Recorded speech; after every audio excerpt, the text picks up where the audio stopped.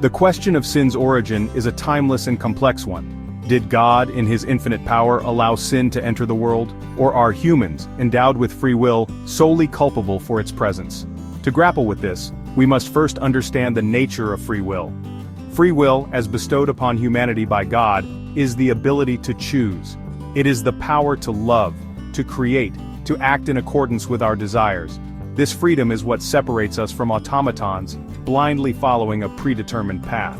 It is through free will that we experience the fullness of relationship with our Creator. Without free will, love would be meaningless, obedience robotic. Our choices, made possible by free will, shape our lives and the world around us. They carry weight, consequence. This is the essence of moral responsibility. We are accountable for our actions, for the choices we make, because we are free to choose otherwise. And it is this freedom, this capacity for both good and evil, that lies at the heart of the debate on sin's origins.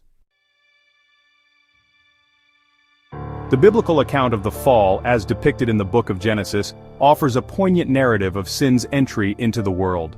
Adam and Eve, created in God's image and placed within the idyllic Garden of Eden, were given a single commandment, not to eat from the tree of the knowledge of good and evil.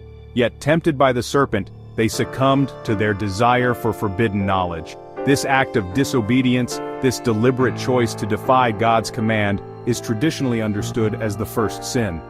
With it came profound consequences. The fall brought about a separation between humanity and God, a rift in the perfect harmony of creation.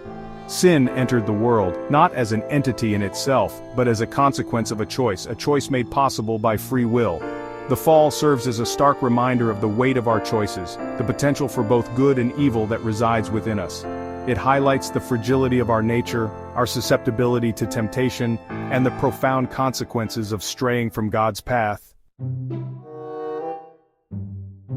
God's sovereignty, his absolute authority and rule over all creation, presents a seeming paradox when considered alongside human free will and the existence of sin. If God is all-powerful, could he not have prevented sin's entry into the world? This question has perplexed theologians for centuries, giving rise to a spectrum of interpretations. Some argue that God, in his infinite wisdom, chose to allow sin, to permit human freedom even with the foreknowledge of its potential for evil. This perspective often emphasizes God's desire for a genuine relationship with humanity, a relationship predicated on love and free will. Others posit that God's sovereignty encompasses all things, including the choices we make. This view suggests that God, in his divine plan, ordained even the fall itself, using it as part of a greater, ultimately redemptive narrative. Reconciling God's sovereignty with human free will and the reality of sin is a delicate theological dance. It requires a nuanced understanding of God's nature, his love, his justice, and the profound mystery that surrounds his ways. Theological interpretations regarding the origin and nature of sin vary widely, each offering a unique lens through which to view this complex issue. Calvinism, for instance, emphasizes God's sovereignty and predestination, suggesting that God has preordained all things, including salvation and damnation. This perspective acknowledges human responsibility for sin while maintaining that God's grace is ultimately what determines an individual's eternal destiny. Arminianism, in contrast, places greater emphasis on human free will, arguing that God, while all-knowing, chooses to honor human agency in matters of salvation.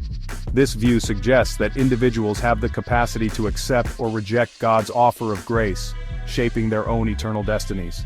These are but two examples within a vast spectrum of theological thought. Each perspective grapples with the same fundamental questions, seeking to reconcile the existence of sin with the nature of God and the reality of human experience. Understanding these diverse interpretations can enrich our own understanding of this multifaceted issue.